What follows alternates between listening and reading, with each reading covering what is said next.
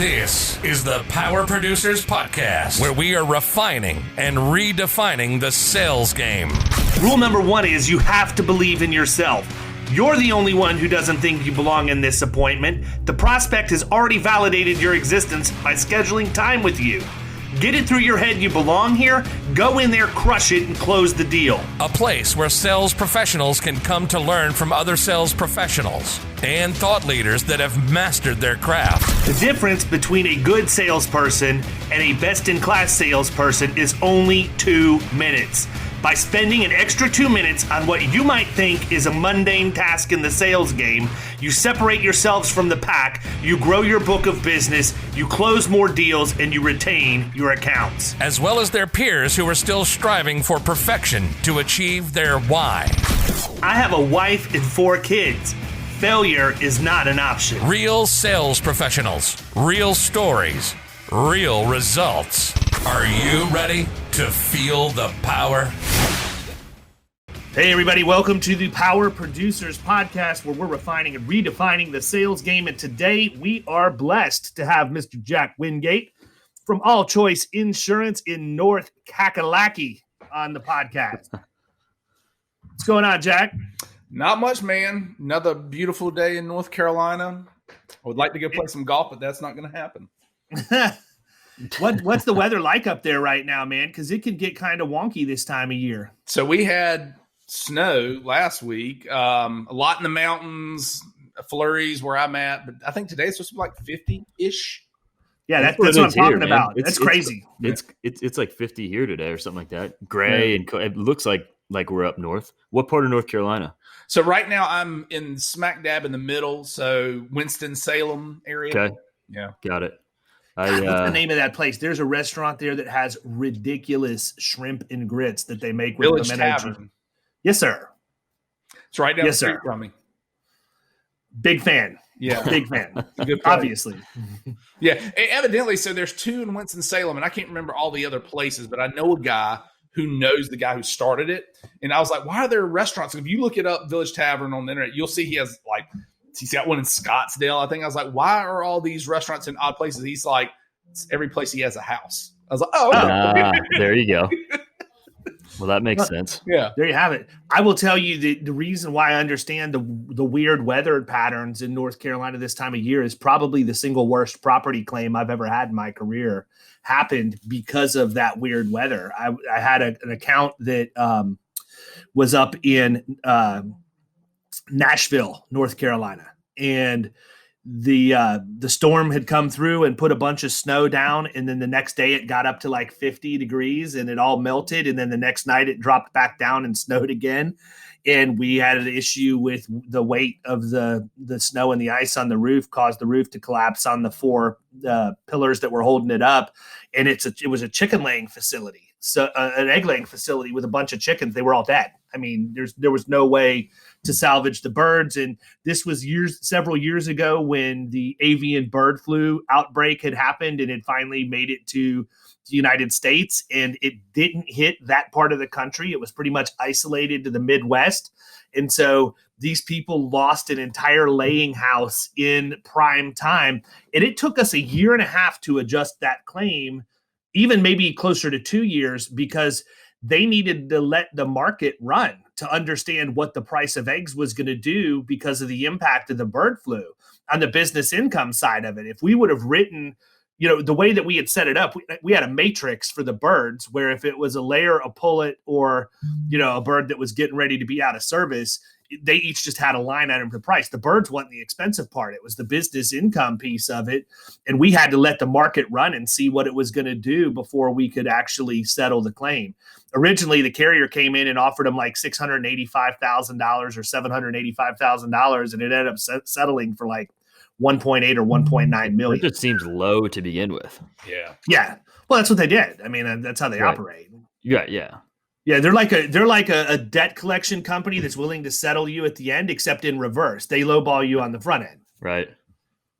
So we were talking a little bit about personal lines right before we jumped on, but before we get into some of that stuff, Jack, talk a little bit about your background and how you got to where you are today, if you don't mind. Yeah, so the great story that I feel like every insurance agent has, never thought in a million years this is what I would do. I actually went to college at Appalachian State, so up in the mountains. Thought I wanted to be a lawyer at first. Glad I didn't go that route, but I majored in finance, grabbed a double major in risk management because it was 2 classes extra, and I wasn't ready to leave. Got out of school, went to work for we were a telemarketing firm that did Fortune 500 mainframe hardware.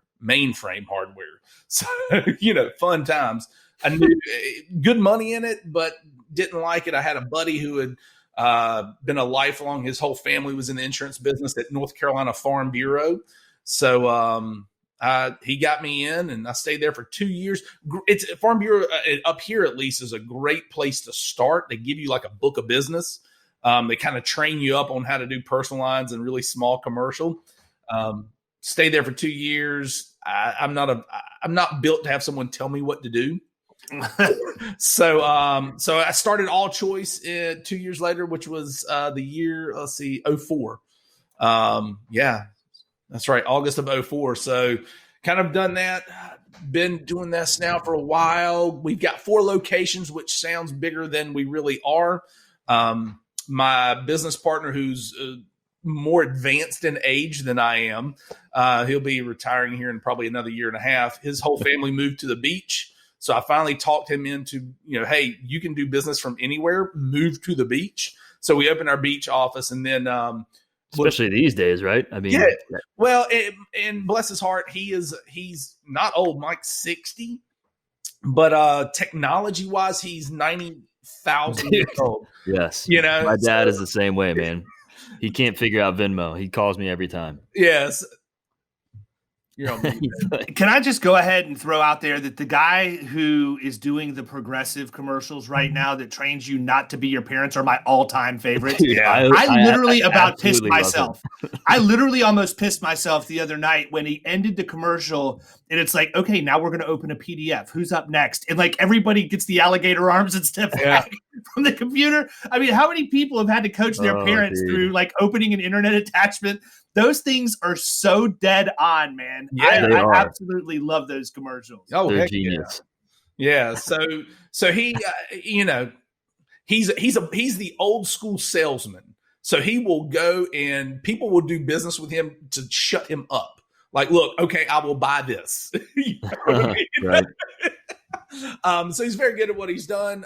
So we got him down to the beach, and then we're, kind of serendipity. Jared Bellman is up in our mountain office, and he was in a spot where the agency was not giving him the resources. I was able to come in and set him up, so that's why we have a mountain office. So again, kind of, it sounds better than it really is. So really, we're just a small little agency that likes to do things well. So that's sort of the gist of it, man. Yeah, but you know what? I think I've heard it. I don't want this to sound negative at all. So it's more of a compliment than anything else. But what you're able to do is pull off the myth, right? You create the myth that you're much bigger than what you really are. And we have done something pretty much very similar to that, because I had Nick Ayers come down 3 weeks ago to do some recording stuff for Better Agency. And I told him, I said, prepare to be underwhelmed when you walk into my office. I mean, I don't believe in building a branding. It is. You actually have the better office than I do. But, I look at it this way, man. It's you build an office and spend a lot of money on having bricks and mortar. What are you really building it for? You're building a monument to yourself so you feel good about yourself. I really don't care. In personal lines, it may be a little bit different. Obviously, not during COVID. But I mean, depending on how your business is set up, some of these Main Street shops have an office because they always have. I can tell you that in the course of my career, I've closed 2 deals in my own office and they both sucked. So I really hope I don't ever do another one again. I mean, I have a lot of money owed to me from the last one we did, but people just don't walk in to do business with us. And when you're dealing with the CFO of a company for commercial insurance, you're not going to ask them to leave their office to come. No, you go get their office. Yeah. Pointless. Yeah. Well, it's funny. So we've got the 4 offices, And literally there's like one person each in each office, you know, and the office I'm in right now is in Clemens, which is like Winston-Salem. And like, I'm the only, like, there's hairstylists in other little parts in here. So like no one comes here. I could work from the house, but honestly, we leave all the locations just for local search. I mean, no one ever comes to our office, but if you just defined exactly why I opened a second office, because that office is probably 45 or it's across the street from where Kyle's neighborhood is, but it's 45 to 50 minutes for me to get up there. What I looked at was, okay, there's an opportunity here for me to get a decent deal on rent because the guy that has the building is a friend of mine that's a benefits agency, and we refer all of our benefits over to him anyhow. So it's good to have a PNC relationship there. But what I was really doing was establishing a footprint for the future, because when I tell you this is where everything's going, it's insane to see the explosive growth. I mean, it's really unparalleled as to how quickly that part of town is growing. And I just think that if we're going to be serious about personal lines in our agency, which I had to put my foot in the ground and say, I'm going to commit to it this year, January 1, we have to have a presence there. And I know that we have to have it for Google map listings and everything else. So it is what it is. Into a good move, man, because like you just talked about, I was just on the phone before we started here with a real estate agent that we just brought on, and we were just talking about the growth in this area. If you drove down 54, even 5 years ago, I mean, it's cow pastures on each side.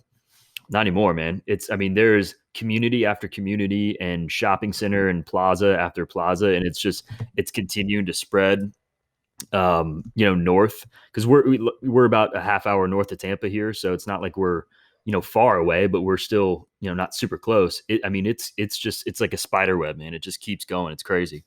Well, and it's odd, and I'll say this, and not to, I think I was listening to some of y'all's podcast while I was waiting to pick my daughter up from theater practice. It's, I think David said that you were on a podcast with Sydney, and you're like, I don't really want to give a lot of that away. Well, I think I was on one with her, and I think it launched this past Monday. But, one of the things I told her was, when I was 2 years ago, I wanted to be known as sort of the branding and marketing guy in the industry. Whoa, that has not ever happened. But for whatever reason, now I'm the automation guy. Like, if you think about me, people think, okay, automation, that's just whatever it is. But, I spend so much time looking at search.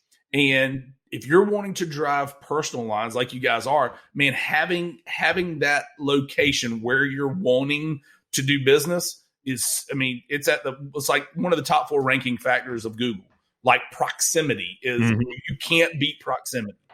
Well, I'll tell you, man, my MO is kind of this. I see things before a lot of other people see them. I don't know if it's a talent or whatever, but I'm many times accosted for that, sometimes by my wife, because they just don't see potential as quickly. And do I make mistakes? I absolutely make mistakes, but I'm not one of those people that's going to sit here and pontificate on making a decision for days, weeks, or months. I get an idea, and that idea is executed in a matter of minutes. I just don't wait. I feel like, for me, if I make a quick decision and I realize, obviously this one I thought about for a little bit because I signed a lease for 3 years, but if anything along those lines, whether it be something for marketing or an expense for the company or whatever else, it's literally a split-second decision in most cases for me. And if I make a mistake, I just cut bait and move on. But I feel like the amount of money that I lose by making mistakes is nowhere near as much as I would lose in opportunity cost if I didn't make the decision to begin with. Oh, yeah, definitely. We do a lot of, and maybe my talent, whether right, wrong, or indifferent, is the ability to sort of see things outside of the insurance scope and bring it back into the insurance world. Because I think for the most part, as agents, we all get wrapped in this is how insurance is done. And it's different. If you're doing middle market, probably a little bit different than doing lower end, $100,000 and below premium commercial and personal lines. Different processes, everything. But, most of us in the world that we live in don't give our clients insurance the way that they receive the rest of their products and services. True. We still try to be antiquated. So like when I'm building out automations, it's really me just going, hey, I think I would like to, if I was a consumer, get my stuff this way. And I'll start building the automations, whether it's right or wrong. And I scrap a ton of the stuff that I start with, but I'll be like, hey, and my staff hates me. They're like, again, we have something else. And I'm like, look, let's try it, see how it works. And, you know, and we'll do it. Okay, that didn't work. But if we tweak this, I mean, sort of like you said, David, I don't like to fail forward. That's a stupid thing. But I mean, you do when you tweak. Otherwise, you're just paralysis by analysis. So. Yeah, it's interesting, man, because, you know, we use HubSpot. I think you're in Fusionsoft, aren't you? Yeah. Yeah. So, and I've got a full-time guy that does all of that's not me. I can know what I want it to do and what I want the sequence to look like. And, you know, part of it's probably just a mental block. Am I capable of sitting down and learning it? Absolutely. But when you start getting into like the if-then logic and in the trees of automation sequences and all of that, that's just not the language I speak. And for me, again, I could probably learn it and do it, but it's easier for me to outsource that and cheaper for me to outsource that to somebody else. You know, I had a sleepless night. We were talking about it right before we started recording. I literally have been up since almost yesterday at this point because we hired local traffic marketing. Chris Langill's company, you know, the Advisor Evolve does our website, and I wanted to use them to commit to doing personal lines and start putting some of these things in place. And, you know, we've been about 2 or 3 weeks in, and I've not seen anything at all trickling through. And I'm like, I'm spending some coin here. What's the deal? I should be seeing some level of activity. So I jump into HubSpot because HubSpot is supposed to be connected with the Facebook ads interface. And I realized that there was something broken in the automation. And maybe I should have looked a week before, you know, but I was, you know, you understand how these ad things work. You've got to give it time. You know, most agency owners are not patient.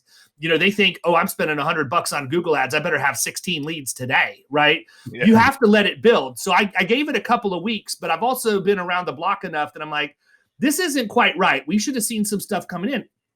I jump into HubSpot and boom, first thing I see is a new contact is an unassigned lead from a Facebook ad form that came in. So then I go in and I filter by all of the leads we have that are unassigned. They were doing their job, man. We have like 30 leads sitting in the CRM that nobody ever contacted because one thing in that sequence was broken. And so that's my fault. I look at that as my fault. Maybe I was more patient than I should have been, but at the same time, you know, we're salvaging them. I've got people calling right now nonstop to get in front of these people to make sure that we're reaching out to them. But it's crazy, man. The automation can be a blessing and a curse all at the same time. And I think that, you know, there's a certain advantage to being able to do all of it yourself because you're ingrained in it and you're constantly on top of the process, making sure that it works. Whereas, you know, with my case, even though David Lefevre is in-house with us, he's not, unless I tell him something's broke, he's not going to know. You know, I have to feel like something's wrong. And I don't know how we get around that other than me becoming a HubSpot Jedi, and that's just not going to happen. No. And it's funny. So when I first, you know, long story short here, like probably I tried Infusionsoft 5-6 years ago, installed it, was like, oh, it just got overwhelmed. And realistically, it wasn't worth the cost at that time. I re-brought them on 2 years ago-ish. And realistically, I built out everything up until about, I don't know, let's say the last 6 months. Austin Moorhead, he and I would bounce ideas off. And then finally I was like, dude, let's team up together. I will pay you and your VA. You know, it's very little amount now. So I come up with the ideas and I'm like, this is what I want to have happen. Now, I know how to build it, but they can do it quicker, better, and, you know, lowest common denominator. I think I've heard you talk about that a bunch. Get it to that level and rock and roll and concentrate on the stuff that you bring value to. My value is going, hey, I think this would work. How do we implement? So, yeah, that's the beauty of what I can do. I can send David an email and say, here's what I want done. Figure it out. Yeah. You know, and he wants to get into all the details with me. He wants to say, and so there are times where I just suck it up and listen because I know he's excited about what he's done, you know, and I don't mean that in a negative way, but Then there's other times where I can't, man. That's not, I've got ADHD anyhow, and I don't take medicine for it because I don't like the way the medicine makes me feel. He might think that he's saying something to me, but I'm 15 different places. I'm somewhere in the Bahamas mentally while he's telling me about all of this. But I think that agency owners do need to have a general understanding, at least of what it's supposed to do, and have a realistic understanding of what their expectations should be from any of this stuff. Because right now, this as well as I do. We can talk about CRMs and people love shiny objects and they get all excited about it. But what people don't understand is when you buy a HubSpot or an Infusionsoft or even a Salesforce, those are sort of the 3 800-pound gorillas in that space. You're getting nothing but a chassis. You have to build everything out. And I think that's what's giving opportunity to some of these groups like Better Agency that are coming in and giving somebody something that's right out of the box and able to be used. That's huge, man. I mean, I think that's huge. But, this is not – when we bring people into Killing Commercial, the very first thing they ask me – there's 2 things they ask me. Number one, do we have to have Magic and Think HR to make this work? No, you don't have to. I would highly advise that you do because that's a great part of the value proposition that we offer. But there are other things that you can do. We just happen to have those 2 tools in our agency and absolutely love them. But the other piece of that is that they ask me, do I need HubSpot? And my answer is absolutely not. If you don't have a CRM or anything at all right now, you need to stair step into something like that. You don't just go, that would be like buying a 16-year-old a 7 Series BMW. You just, there's no reason for it. And the only thing that could possibly happen is an absolute disaster. Yeah. Right. So, people need, I think that when you're talking about a Better Agency or I don't know who else, maybe like a Agency Zoom or Insured Mind, I think those are all kind of competitors in that space where you get the product. It's got pre-built stuff. You don't have to customize a bunch. Those are great options for people who want to dip their toe in the water. Oh yeah. And, people will ask me, well, which one should I use? And honestly, I think I heard you say this as well. I am tool agnostic. Like I don't care. It just happens that Infusionsoft was where we landed. Honestly, HubSpot is probably better. Yeah, but you get to a point where you've invested so much into it that there's no point in leaving. And that's one of the conversations that I've had when, even talking with Seth and Sid about Neon and what that does, I have to sit and question myself. Number one, I think that the technology behind that, the concept behind that, the amount of data and analysis you can get from it is fantastic. Yes. I have a 99% close rate and 99% retention. What am I going to benefit by scrapping $150,000 plus that I've put into this product to work for us to go move? I can only improve so much. And for me, there's not really anything outside of the reporting piece of it. The reports that they can get, how granular they can get in data is insane. Yeah. I absolutely love it. And if this would have been available 3 years ago, that's probably the decision that I would have made. But at this point, you do get handcuffed by this stuff. You just can't leave. Yeah. And I think your agency, our agency are probably as alike with different systems as anyone in the country, because I think I've heard you say you have a management system. We never use it, but it's just there. Same thing. Like we have one. It's really for downloads, and I'm going to go produce a certificate or whatever. It's that. But everything else, service ticketing I've built in Infusionsoft. Sales pipeline is in Infusionsoft. My people, our phone system is in Infusionsoft. So everything is there, and that's a very Neon-like thing. But like you, for me, as with the number of people I have, I think Neon is freaking awesome. It doesn't, it can't, it's not going to move the needle, but so much for an agency for me, it's under 10 people, under 10 people. And Sydney and I talked about that, they know where they're at now. Is that going to change? Yeah, probably.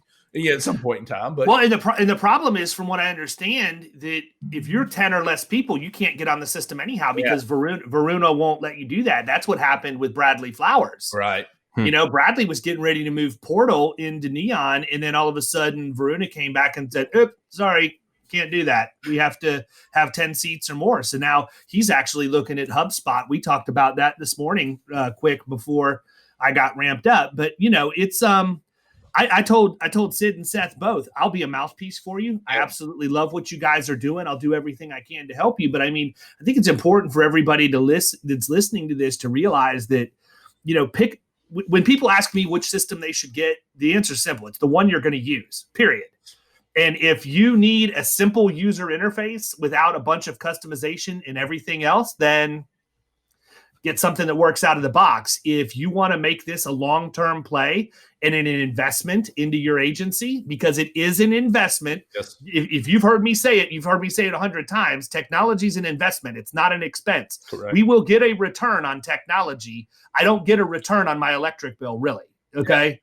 Yeah. So, you know, I think that people have to be willing to use it. And I've heard all kinds of legends. You know, Ryan Hanley and I have talked, and he told me you're like the Infusionsoft wizard with all the stuff that you've done over there, like a mad scientist back there programming these automations and workflows. So, you know, I'm sure that you have, and you're right, different product. You know, our value proposition is different than yours. Doesn't mean one's right and one's wrong.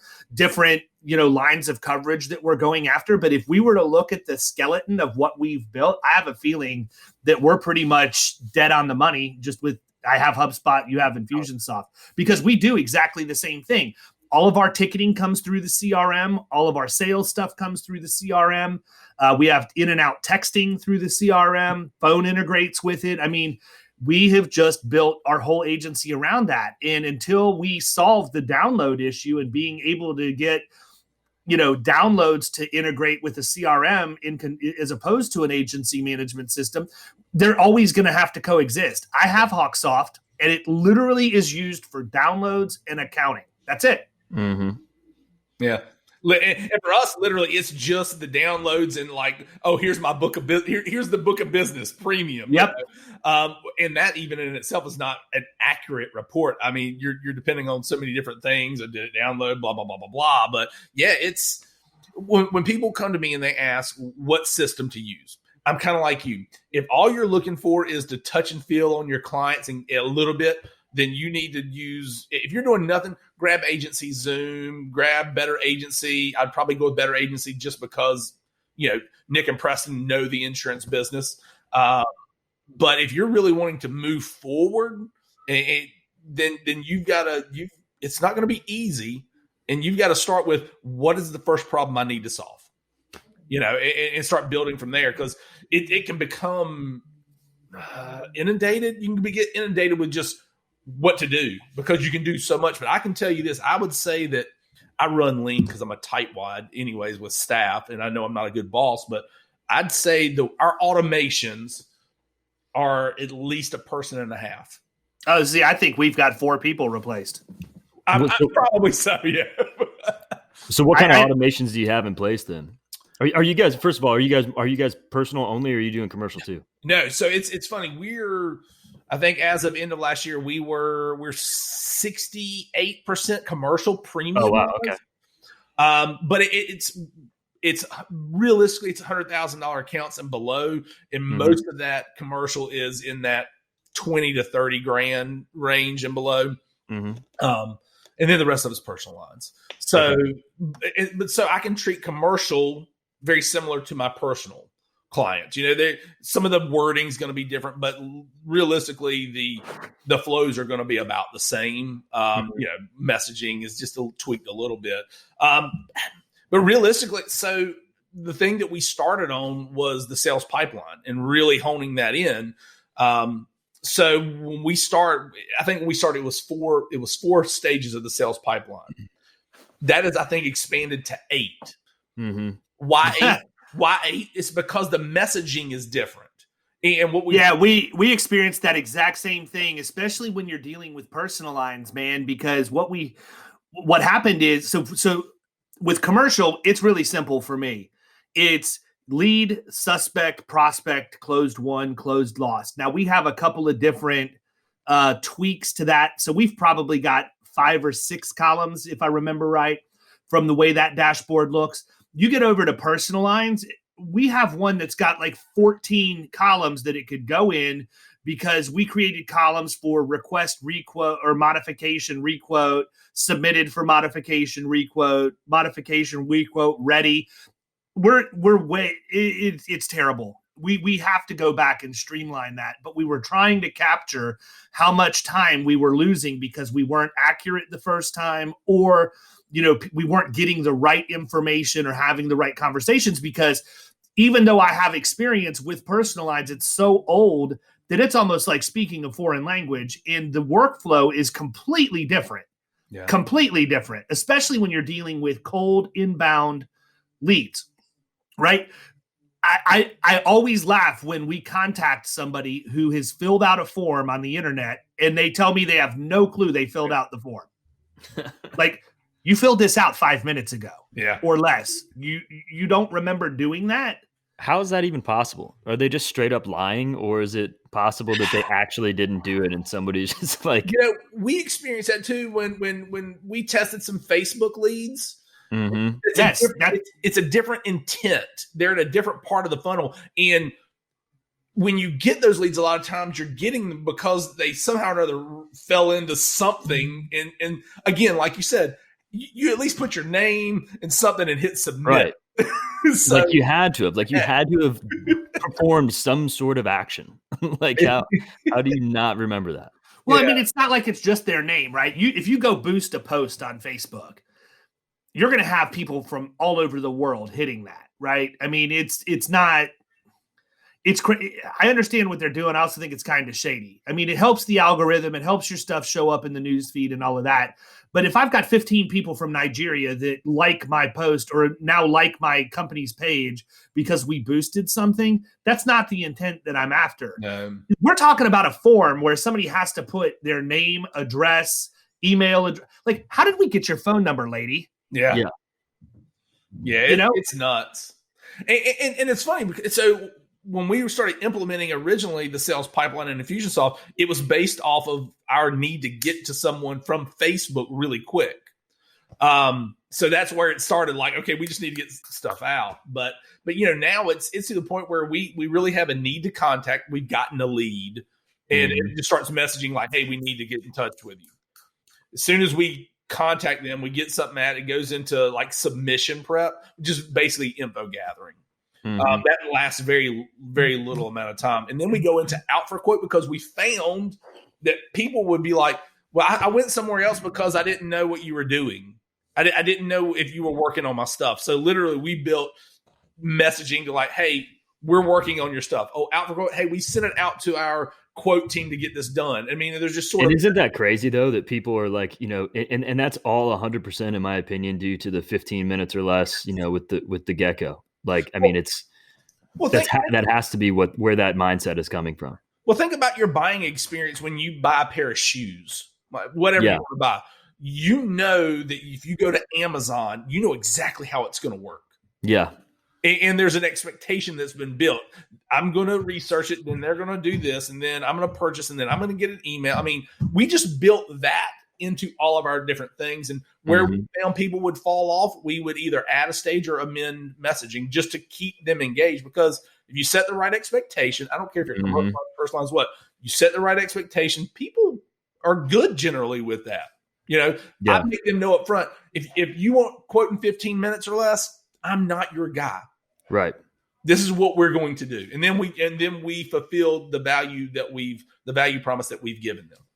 Yeah, I think we sell ourselves short on that too, man. And, we need to be more ballsy about how we tell our constituency they need to do business with us. And I did an ad. I don't know if it's run yet or not, but I did a video ad where I basically said, hey, I'm the guy you sit next to at church. I'm the guy you're in the bleachers with. I'm the guy you come to when you want a Little League team sponsored.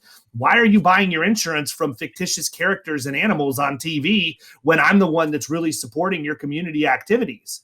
Yeah. Is your baseball team sponsored by Progressive? I didn't name names or anything like that, but I mean, people sponsored by Dr. Rick. Yeah. But that's the thing. People don't realize that we're a small business in their community too. But at the same time, we've made them think that. Yeah. It's the agent's fault. People buy insurance because how we taught them to buy insurance. And for us to switch that perception is like turning a cruise boat. You're not going to do it right away, but it's going to take the action of a lot of agents having similar messaging until we can train people to buy from us. But to your point with Amazon, this is not a lie. We had 10 to 12 transactions with Amazon in my household yesterday. Yeah. Yesterday. Yeah. One day we're buying from Amazon. And, if we want to compete with that, if we don't want Amazon in the insurance space, we better figure out how to create that buyer journey real quick. And the one thing I would tell anybody out there, if you want an amazing book to read, it's a crazy phenomenon that happened to me. I never read Seth Godin's permission marketing or whatever. I think that's the name of it. Permission-based marketing or permission marketing. Never read it when it came out in the early 2000s. I read it like 2 years ago. And as I'm reading it, I'm like, holy crap. This dude almost 2 decades ago predicted exactly how Amazon is going to be doing business today. To a T, man. It was scary to know that this was not a revised edition. This is the original book that this guy was basically a prophet and predicted everything Amazon was going to do. Read that book. Do what that book says. If anybody wants an instruction manual for how you should be marketing to your clients or prospects, read that book because it gives you a blueprint for exactly what that buyer experience should be.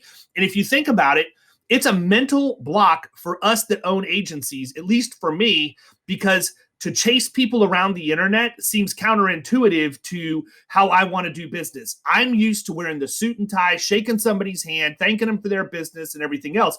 But that's not how they buy from Amazon. That's not how they buy from Zappos and some of these other places. And if you think about it, if you're going to be in a digital era, you have to format your marketing messages as if you're operating in that realm, right? And it's not uncommon. Think about this. I go look at stuff all the time, put it in my cart and leave it. There's 100% chance I'm getting a still in your cart message in my email. And then most times they're going to offer me a coupon code, right? Now, obviously we can't discount people's insurance, but we can certainly be using that trail messaging like that when somebody, because think about this, let's boil it down. Somebody wants an insurance quote. How is that any different than me going to Lids, putting a hat in my cart, and then not ever buying it? Lids knows that I was interested because I put the hat in the cart. Now they have my IP address. They have my email address. They can now market to me consistently. How is that any different than somebody filling out a quote request form and then never acting on it? It's the exact same premise. Dude, What is your fitted hat size? It's got to be like 9 3/4. That freaking melon you got working there. I am 7.5, and depending on how long I let my hair get, it could be 7 5/8. There's no way. I do have a friend that has an 8.5 though, and if you think that my head looks like it's a 9 something, you do not want to see this guy's head. He played baseball with me. You should see him in a batting helmet. It's the greatest thing ever. I think that to your point, you guys are in a spot dealing with that middle market commercial to where, and I've heard you say it, the reason you win business is not because you priced something, it's because you brought value and you know what you're worth. Mm-hmm. The problem with the rest of the industry that doesn't play in that space is that we've bastardized ourselves to be the guy who gives a quote. Yeah, you're Ned Ryerson from Groundhog Day. I say it all the time. It's we changed the way we sold personal lines probably about 18 months ago. We've always sort of done our personal lines client is middle income up. That's sort of where we play. That's what our market's like, and that's what we like, low service. But we really changed the way we sold, and we started doing platinum, gold, silver, bronze. And we platinum is the best coverage, the best carrier, and we show them this option, but we started changing the expectation of low price. We started going back to across the table. This is what you have. This is why you need this. This is why the other guy that you've been paying money to is doing a horrible job. We pointed out the deficiencies. Guys, our retention skyrocketed. We upsold way more. I mean, we sell more platinums than we do bronzes. Always. That's the way it works in any kind of a product. If you take that buyer through the journey and explain it to them, that's the thing. I think the place where we fail as an industry is we don't dig our heels in and say, no, you're not the kind of client that I'm going to represent. We only work with people who do this. And when we launched personal lines, I have been resolute in the fact we will not write limits lower than 100, 300, 100, period. Yeah. I really want everybody to be able to buy umbrella, home, and auto from us, but because of how things are set up in Florida, there are challenges there that don't allow that to happen yet, but it's coming. Here's what I can tell you. The average person has no clue how insurance works. None. And they should. They don't have any idea. Look, my son, I'm going to give you a great example. My son, who has a father who knows a little bit about insurance, got into a wreck. He's 17 or 18 years old now and recently started driving, got himself a car. And we won't get into the fact that he was on a wreck on 75 South, which is about an hour and a half away from Universal, which is where he said he was. So he was somewhere he shouldn't have been on a Friday night and got in a wreck. He rear-ended somebody and he was pissed. He didn't realize that because he drives an '02 Civic that's worth about $750, that he didn't have comp and collision on his car. Didn't even realize what that meant. Well, I've got the limits I'm supposed to have. That'll more than pay for my car. No, that will pay for the other person's car. There's no point in me putting comp and collision on an '02 Civic. It's never going to happen. And I explained that to you. So number one, I didn't explain it to him, obviously, to where he would get it. So I did a horrible job of educating him. But where I'm going with this is the average consumer that I talk to has no clue whatsoever. And I'm not talking about commercial at this point. I'm talking about personal lines too. My philosophy on people buying insurance, worse in personal lines. Probably. My philosophy is this. I don't care if you take risk. I just want you to understand the risk you're taking. If you want to self-insure for something, go ahead. I'm not going to beat you over the head and force you to buy a product for it. If you have a house that has no mortgage on it whatsoever and you're not required to carry insurance, I think you're an absolute fool if you self-insure for it. But if you understand that a storm comes through and blows your $300,000 house down, you're out $300,000 because you didn't want to pay for property insurance. You made a quantifiable decision. You had data that said, I realize I'm taking $300,000 worth of risk. Where they don't understand it is when you say, you have 10, 20, 10 on your auto. Do you understand that you're self-insuring for everything above $10,000? You're giving a blank check of your assets to any attorney should you get into a wreck.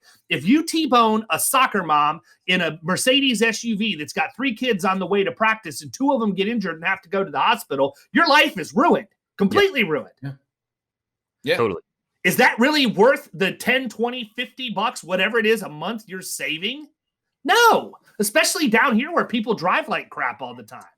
Well, and the problem is that, like we've talked about, the industry as in and of itself has gotten to the point where it's just, I want to sell a policy. I'm going to sell the policy. You come to me and say, hey, I've got 10, 20, which I think we have. Our minimums here are 30, 60, 25. This is what I want. This is all I want. I want the cheapest thing.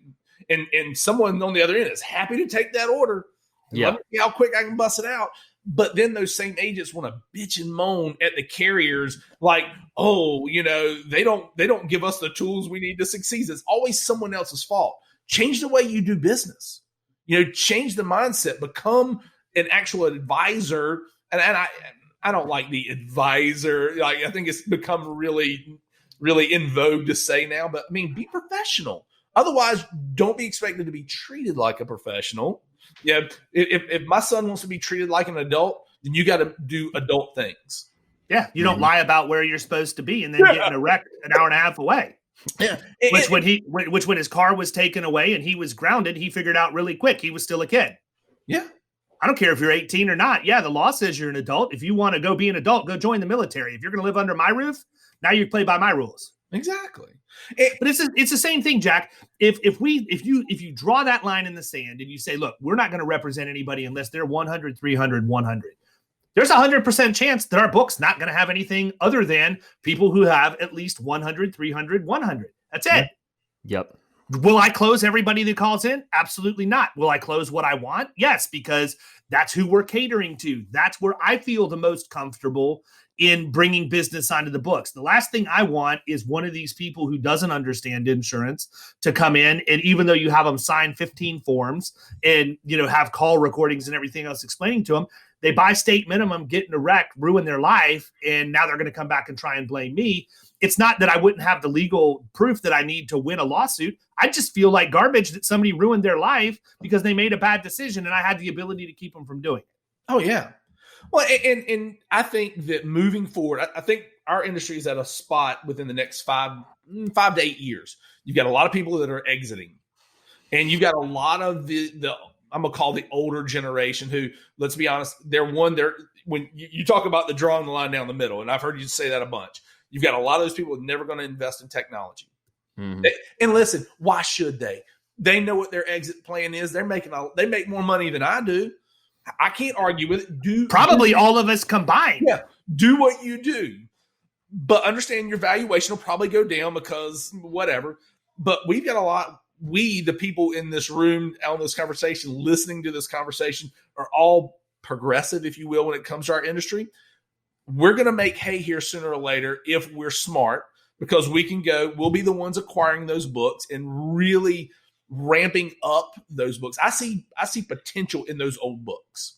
Dude, but it's crazy to me just to think about, like, I mean, it applies to every industry. Like, look at the automotive industry. They're not making Model Ts anymore. Like, you have to progress and move forward. Like, it doesn't change just because it's the insurance industry. Yeah, but if you think about it, when we just go back to the conversation we had when Joe Clevenger was on, and he was talking about going in and making these acquisitions and taking forever just to get paper digital. Yeah. Like filing cabinet after filing cabinet after filing cabinet. And I know my buddy Greg Hogan has done the same thing with some acquisitions he's made up in New York. And, you know, I agree with you. I think that, number one, money's cheap right now. So the interest rates aren't horrible. And I'm hoping that sticks for a little while. But I think we're going to be able to go out and have our pick of the litter as far as these acquisitions go. I really do. I think that if you're smart, and I mean, if you've not heard the episode we did with Clevenger, you should listen to that. Listen to it last night. Yeah, I was going to say, man, because he's spot on. Go make friends with the old agents. Yeah. Right?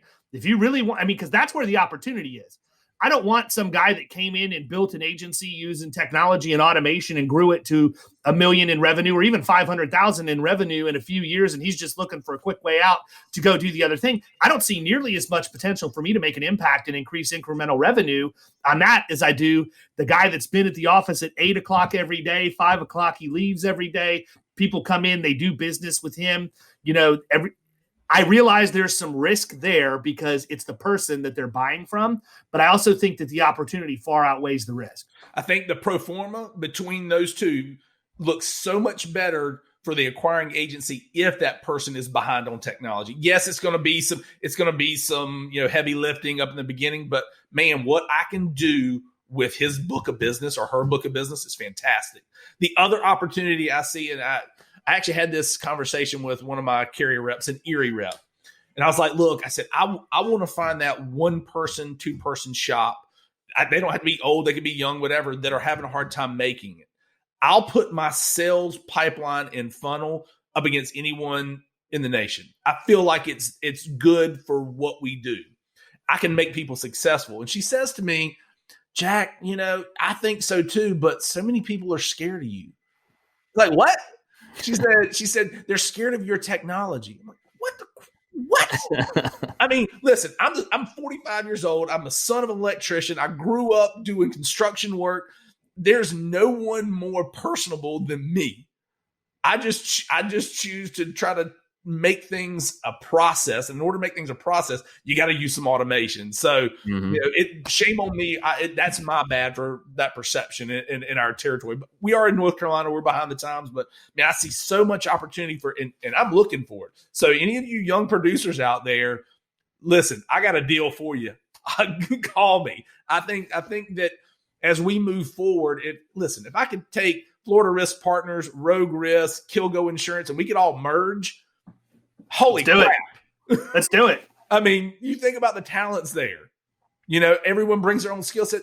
That's the way of the future. The small agency doesn't exist, I think, in 8 years. You can't. So I'm gonna talk about something, and I haven't really talked about this publicly at all. There's only a couple of people who know about it, but basically you just described exactly what I'm going to do with Catalyst funding. That's exactly what I'm doing.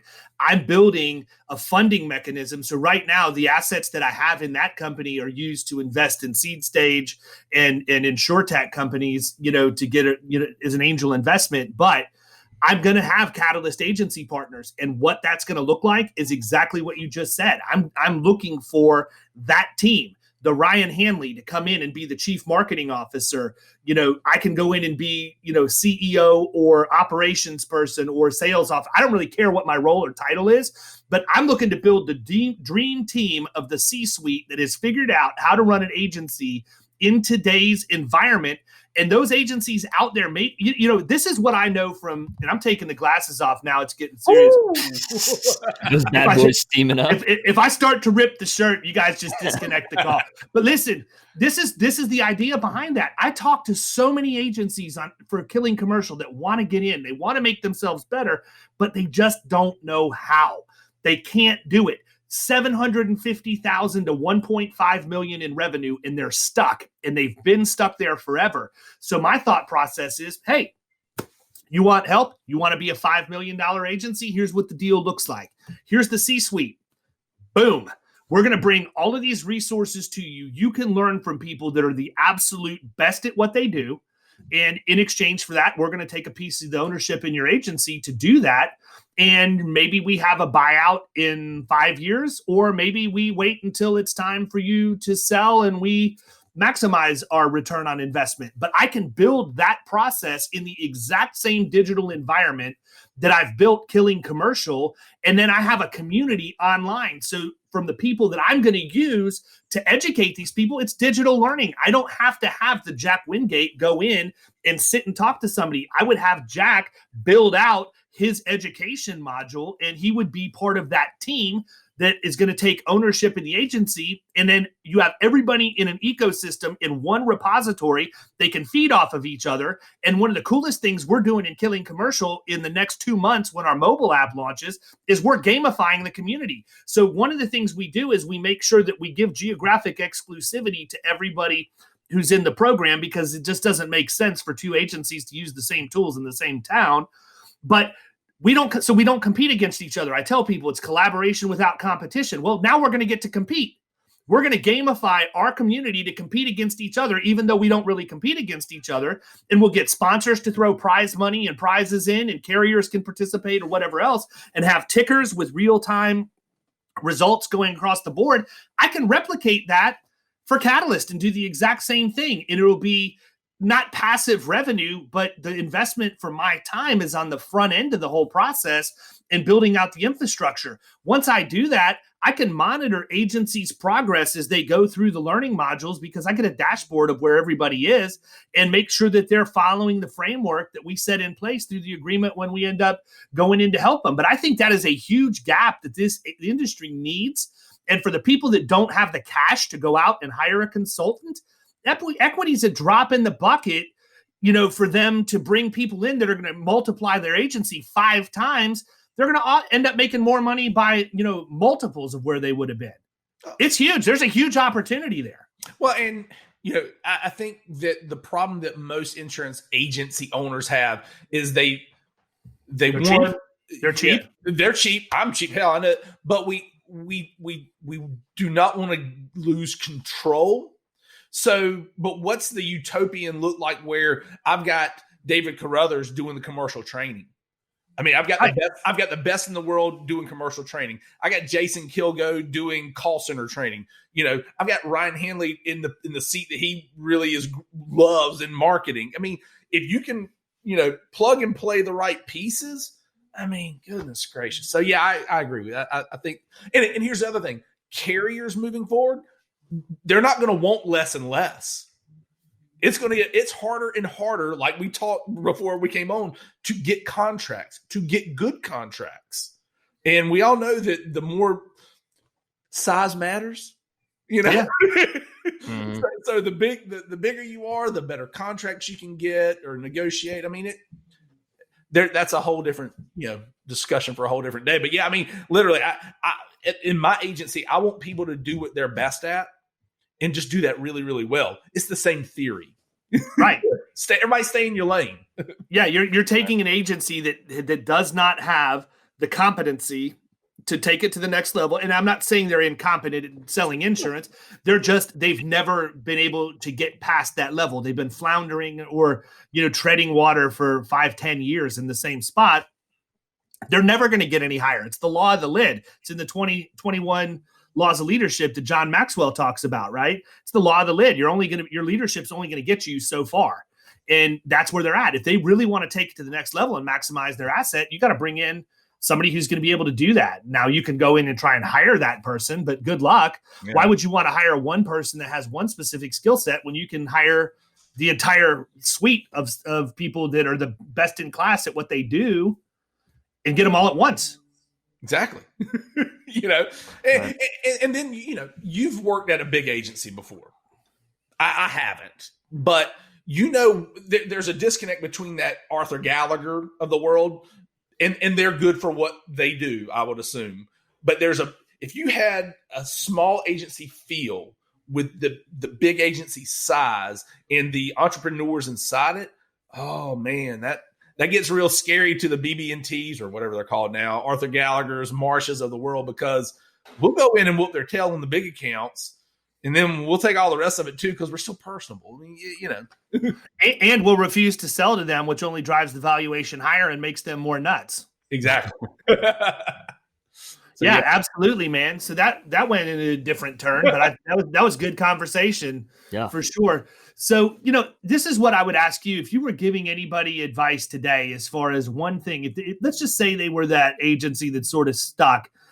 They realize they maybe need some automation, maybe they need some systems, whatever else.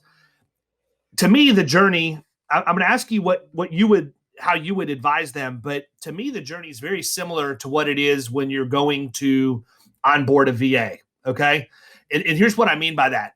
I don't use VAs until this week. We literally started with our first VA this week, and I put him in because I'm going to use him as an appointment setter only. That's all I'm going to have them do. Once I understand the lay of the land and how to make all that stuff work, then I'll probably augment other things. But in bringing this guy on, what I had to do was make sure he's trained, right? He doesn't know what my expectations are. He doesn't know what our procedures are. He doesn't have calling scripts. He doesn't have any of this stuff. And so I think that because you see so many people in online forums talking about, my VA did that for me, or I've got 15 VAs in my office. I don't have to have, whatever it is. People think that that's an easy thing to do. You just buy a VA and that guy's going to come in or that lady's going to come in and boom, they're going to immediately work for dirt cheap and take all this work off your plate. Here's a fun fact, people. It's 3 times the work up front to bring that VA in, because what you have to do first is identify every process that you want that VA to take over from you. Then you have to document it. And you have to record trainings to make sure they understand exactly what it is they're supposed to do, how you want them to do it. And that's your job. You have to do that. So for me, if these agencies want to get into automation or they want to get into using virtual assistants or any of these other shiny objects that so many people are talking about that are the progressive thinkers, you actually have to not think progressively and think very rudimentary in the terms of this is the task. These are the exact, and it reminds me of one of my least favorite classes in college, which was technical writing. Oh my God. Like that was the class where they taught you how to write in an instruction manual for programming a VCR or whatever else. You have to stop and think, okay, I've never done this before. So let me think about how someone who has never done this job before would need to be taught in order to understand the best way to do this. It's not easy. No, it's not easy at all. And it's funny because I heard in one of the podcasts I listened to you talking about you haven't had the time to do the VA yet, and I was going to give you some crap about that. And I'll reach out. I've gone through the process. I can tell you because I heard 1 or 2 things that you said that how you were going to do things that I'll tell you to change. Tell me now. Tell me now. So don't record your videos on Loom because at some point in time you don't have access to them or they get in some crazy funnel. If you use, we export them to Vimeo. Okay, I was going to say, do that if you're a Microsoft shop, throw it to stream or whatever. That way, it's easier. We actually make unlisted videos on YouTube, anyways. So that's the better way, because otherwise looms get lost. But so when I'm working down the process, I literally start with, okay, what's the problem I want to solve? It's always got to start with the problem, right? And then I just sort of I have a whiteboard and you can't see it over here. My wall is painted. And I literally go over there and like, okay, well, here it is. And then I'm running down this path. And then here's the next thing that needs to be done. And I literally just talk about, and I visualize what needs to be done. And then I go back and I go, is that a task only Jack can do? Is that a task I can automate? Or is that a task I can outsource? Or is that something someone else on the team? And I literally just figure out that step by step. That's got to be that's the foundation. Everything else is just backfill after that. So once you determine, okay, if you don't have an automation platform, then you are the person doing it. But you have to get the processes down. It has to be a procedure. It has to be that Model T assembly line. I mean, as much as we all like to think that what we do is really special, it's really not. For the most part, we have the same conversations a lot of times, and we do the exact same things a lot of times. So just see it for what it is, and then figure out the lowest common denominator of money, or who can do it best. That's literally how we've done it. I mean, it's like, okay, well, it's kind of hard to automate that, but if I throw it through a VA, then she can do that. Then it gets automated. Oh yeah, however that works. So literally, you start with the problem, map it out, and go. And they're not difficult. Most of the times, it's 4 or 5 steps at most for most of our processes. Think about it. Well, and that's the thing, man. There's your problem. The number one stumbling block for any agency out there that wants to make a move and do these things is they don't have their processes documented to begin with. And I didn't. No, me either. Me either. I mean, then you look at a guy like Steve Holly, who has like everything all the way down to the proper way to change the toilet paper in the office bathroom on a company intranet. Like, yeah. He is so far at the other end of the spectrum. But I mean, for me, it's the same way. And for us, I don't want to say process isn't important. Processes are always important, but we don't have the volume that you do in terms of the number of policies that are coming through. If you look at somebody like a Kilgo or some of these big personal line shops, you guys probably write more policies in a week than we write in a year. Yeah. And we don't have to, I shouldn't say we don't have to. We just haven't sat down and documented because it's kind of like everybody knows what to do. But that's not the way that my agency needs to be to scale. So 2021 for me is all about processes, augmenting with VAs and improving systems, but getting down there and making sure that every single thing is right. And, for me, the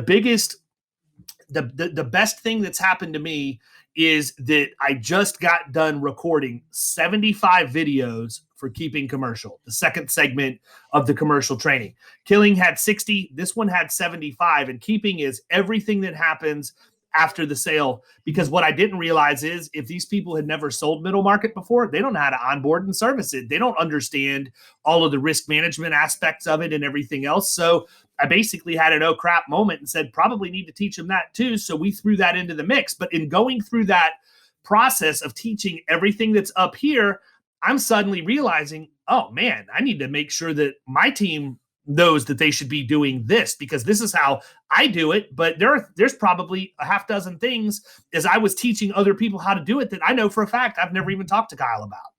I'll say, and to that point, the thing that has given us the most bang for our buck and the easiest thing for me to implement was our endorsement process.